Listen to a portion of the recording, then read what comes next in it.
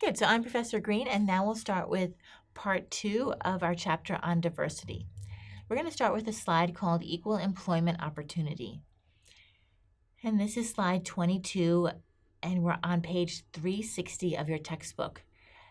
So equal opportunity is described as discrimination based on race, color, religion, sex, national origin, physical or mental disability, or age. It's prohibited in all employment practices. So, as I said, for your generation, this is probably second nature.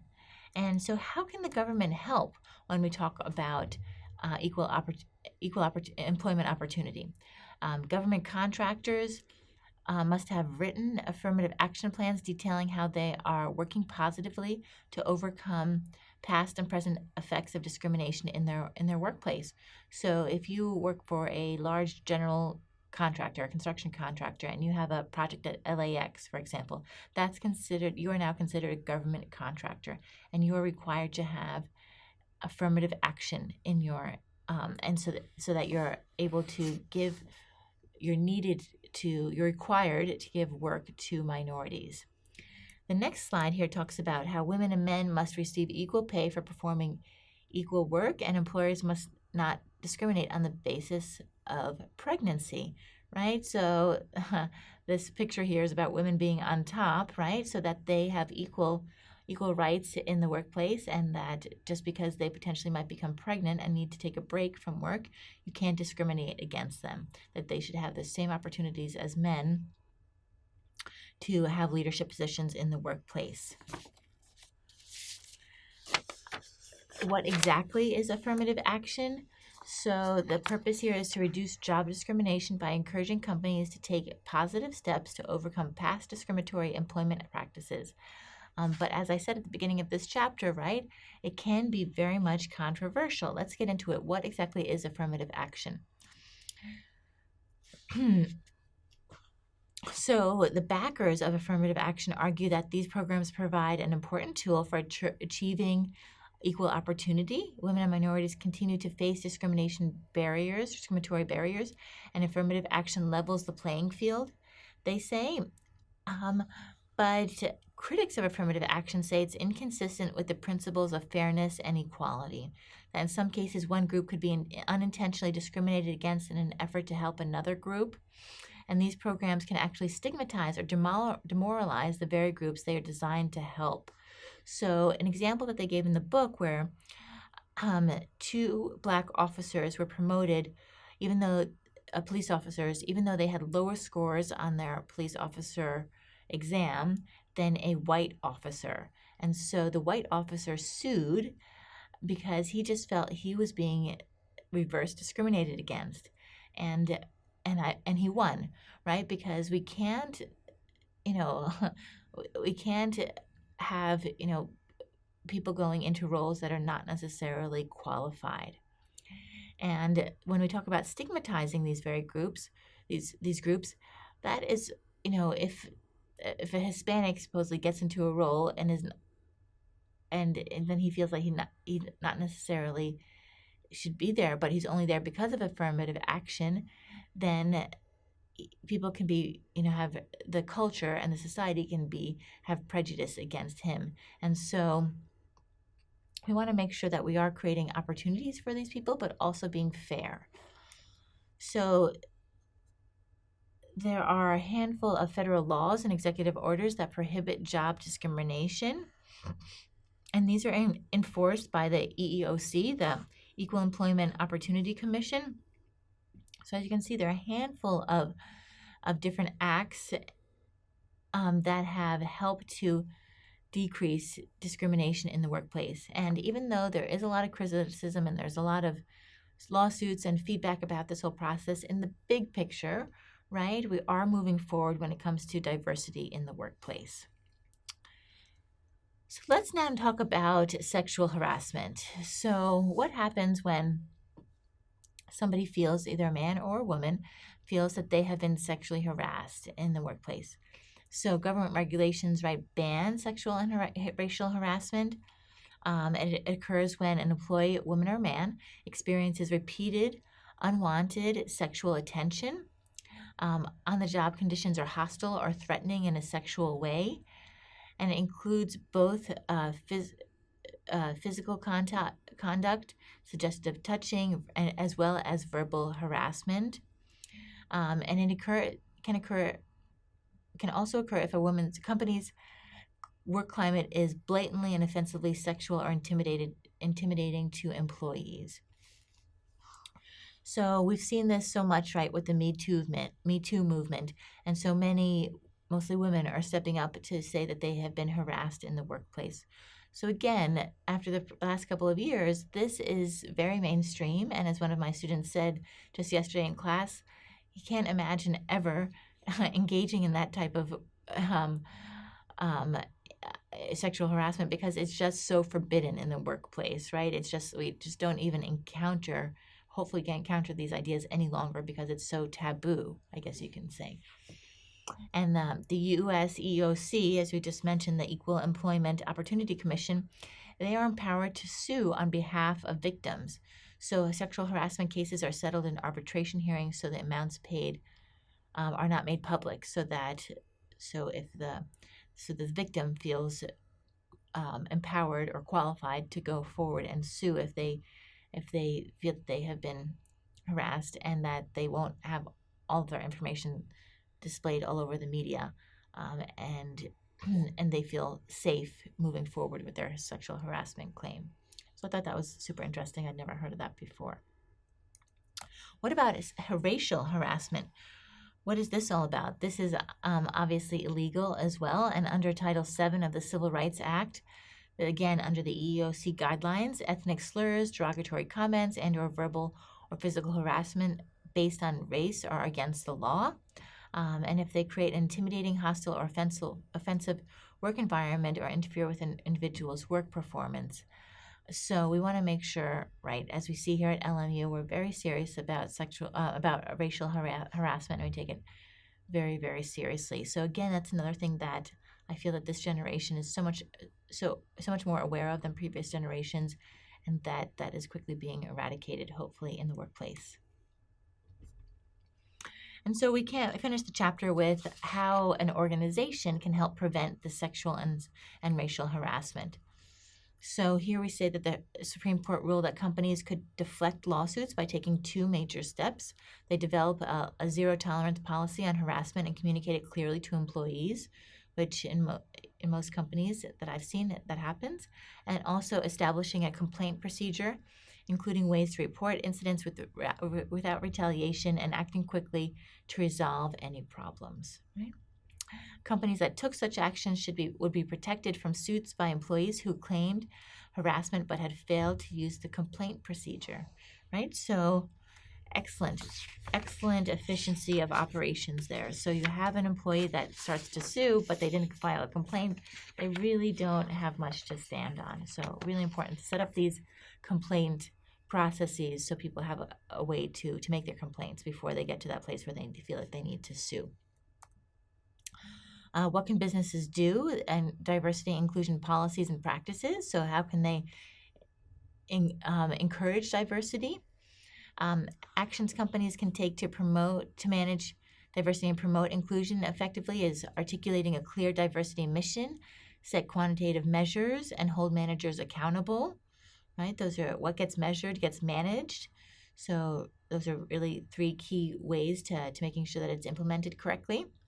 The second bullet point here is spread a wide net in recruitment to find the most diverse possible pool of qualified applicants. The example that they gave in the book here is that KPMG actively recruits from Black colleges. I thought that was a really smart idea, right? That they're looking for really, highly qualified people, and that's a great place to help find people that would also qualify for their diversity goals. And the last thing here is incorporate selection techniques that diminish the opportunity for bias, right? So as managers go in and interview people, we might have a personal bias.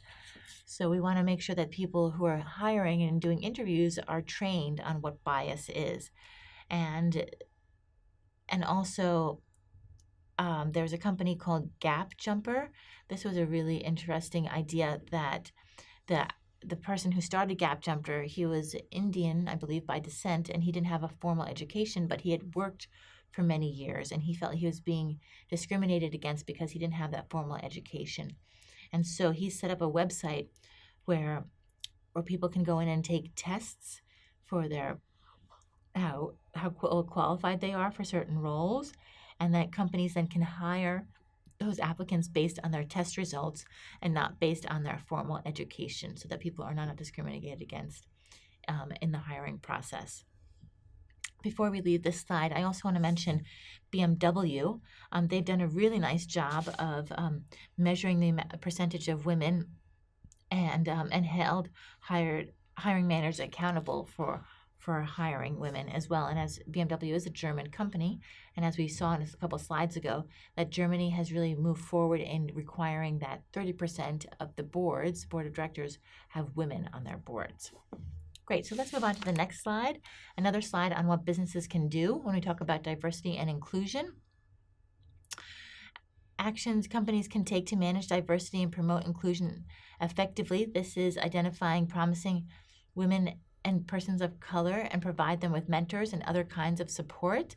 I found this super valuable, I have to say, when I was a woman in very male-dominated industries, both in engineering and then in banking.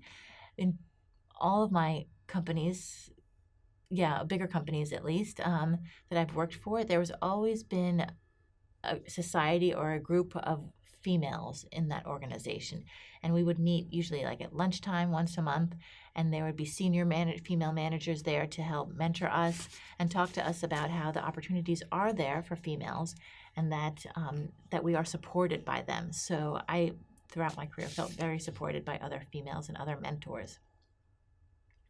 The second bullet point here is to set up diversity councils to monitor the company goals and progress towards them. So a diversity council is a group of managers, employees responsible for developing and implementing specific action plans to meet an organization's diversity goals. And so we spoke to Alexi. He's been super involved in the diversity goals at Citibank. And so besides his full-time job, he is on a council that helps to improve the diversity within Citi. Really great opportunities. Let's talk here about strategic advantages of managing diversity and inclusion effectively. We're going to be having a widely diverse workforce that boosts innovation. That's what many executives believe. The global marketplace demands a workforce with language skills, cultural sensitivity, and awareness of national and other differences across markets. So really useful that if, for example, if you're an American company and you want to go open up a business in Korea, really useful, right, if you have some Koreans working for you here in the US, because they understand not only the language, but they understand the culture, they understand the likes and dislikes of the customers in Korea. So, really important when we move across markets. And the last point here is that companies with effective diversity programs can avoid costly lawsuits, as we spoke about already in this chapter. That if you have hotlines, if you have support groups, if you have places where people can go if they feel that they're being discriminated against, then you can avoid an employee suing you. And the last bullet point here is damage to their corporate reputations from charges of discrimination or cultural insensitivity. So we talk a lot about reputation in this course because it is so valuable to organizations. Now let's hop into balancing work and life. Now we're going to talk a little bit more about how parents, right, can still be involved in the workplace effectively. And so this says how can companies best help employees balance the complex and multiple demands of work and family life. This has become a huge issue in the United States because our balance has really gotten off. As I said, in the Scandinavian countries, they're more on par, but they have a different democratic or government setup, but they really give, as I said, women and mothers and fathers more opportunity to be at home, and then they also can at the same time contribute to the workplace. So the statistics that they showed in the book said that 62% of U.S. married couples have both people working at least part-time. So that is up from, and those are statistics from today, from 2000, I think 19 is when the textbook was published. But in 1976, only 33% of married couples had both people working in the workplace. So the trend, and for you as managers, you'll be managing people who have both people in the um, husbands and wives in the workplace. So this is something that we need to account for in our management styles. Let's talk about childcare and elder care.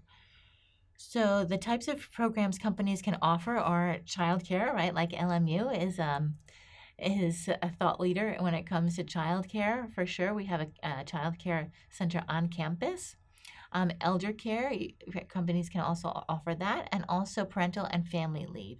So if there's an incident or somebody gets sick, that the employee has an opportunity to take time off to look after their child or their parent.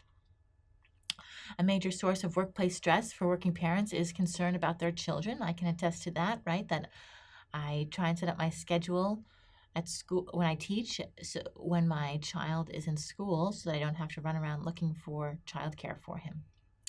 Studies have found that childcare programs help to reduce absenteeism and tardiness, to improve productivity, to aid recruiting by improving the company's image, and to retain talented employees. That I have a girlfriend that she works here at Northrop Grumman, and she doesn't really love her job, but she loves that there's an on-site child care center, and that at lunchtime she can go and visit her child. She can swing by during the day and look through the glass and check in on her children. So that is the number one reason why she stays at Northrop Grumman, because they have such a strong foundation for supporting their employees. The next slide here is also about child care and elder care. Many of today's families have responsibilities for elder care. So 43.5 million adults in the United States now care for an older person. This is, this is a lot of people. More than half, 56% of family caregivers are currently employed, right? So before, you might have a mother, for example, that stays home to look after the children. She would also be looking after her parents and maybe her husband's parents. But now that mother is going to work, and so there's a lack of care for the elderly. Many firms offer referral services, dependent care accounts, long-term care insurance, and time off to deal with the often unpredictable crises that occur in families caring for children and elders at the same time. A really good example of a website that helps connect caregivers and providers is care.com. It's really taken off to help people find care for their both for their parents and for their children. So this also talks about, when we talk about child care and elder care, about work flexibility. And you see this picture here of this guy working with a headset on his computer and with a child on his lap. This is now so mainstream, right? After COVID, we've been working at home. Child care in the outside the home was taken away for so long. And so people have gotten used to working and having a child in their lap. Companies have also accommodated to the changing roles of women and men by offering workers more flexibility through options such as flex time, part-time employment, job sharing, and working from home. Again, this is like the ABCs of your generation now that we've gone through the pandemic. There's a second slide on work flexibility here. These arrangements can benefit employers by attracting and retaining valuable employees, reducing absences, and improving job satisfaction. However, many women and men have been reluctant to take advantage of various flexible work options, fearing that this would put them on a slower track, sometimes despairingly called the mommy dad track or the daddy track, and that we need to go through a cultural shift, which I think is happening because the millennials now, so many of the women are working, that is very mainstream, and that we are able to become parents, but we're all also able to work. That even 10 years ago, that was not necessarily accepted in the workplace, to be able to do both. But now every day it's becoming more and more commonly known that parents have to take care of children, but also are happy to work.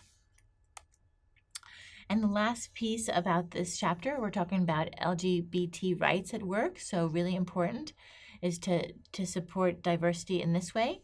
An important step businesses can take is to support their lesbian, gay, bisexual, and transgender employees. They say here that 83% of Fortune 500 companies include sexual orientation in their non-discrimination policy, so very mainstream now to include that, and 97% include gender identity. I think you've seen that, right? Any form potentially that you fill out, they will ask you if you're male or female, or I think it's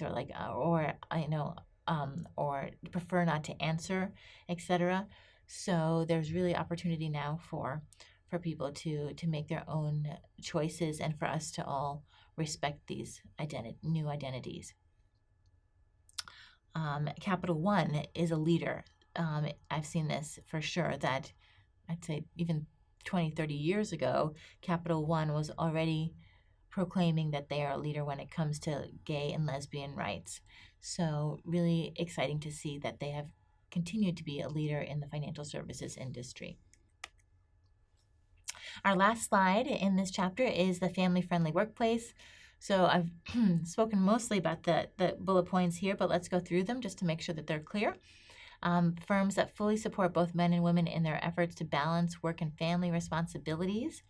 Job advantages would not be granted or denied based on the basis of gender. So again, just because women have to leave the workplace because they are the ones who will become pregnant or take care of the child, that they don't get passed over for job opportunities. People would be hired, paid, evaluated, promoted, and extended benefits on the basis of their qualifications and ability to do the task assigned, as opposed to their gender or their race. The route to the top or to satisfaction in any occupational category would be open to anyone with the talent to take it. The company's stakeholders, regardless of their gender, would be treated in a bias-free manner. We didn't talk about that too much in this chapter, but hopefully you understand the idea, right? Even if you're a stakeholder, if you're an NGO or you're a member of the community around this organization, that you too are treated in a bias-free manner, regardless of your gender. And lastly, all laws forbidding sex discrimination would be fully obeyed, obviously. So one of the organizations that they talk about in the textbook that is a leader in a family-friendly workplace is American Express. As we know, Zach, one of our guest speakers, he spoke about his work at American Express, and I can definitely attest to that I have seen many females become managers at Amex, and they've said that they stay there because it offers such an amazing opportunity for women and a lot of flexibility for when they become parents. Okay, great. Thank you so much for staying with me here with Chapter 16, Managing a Diverse Workforce. I hope that was interesting, and I look forward to seeing you in class.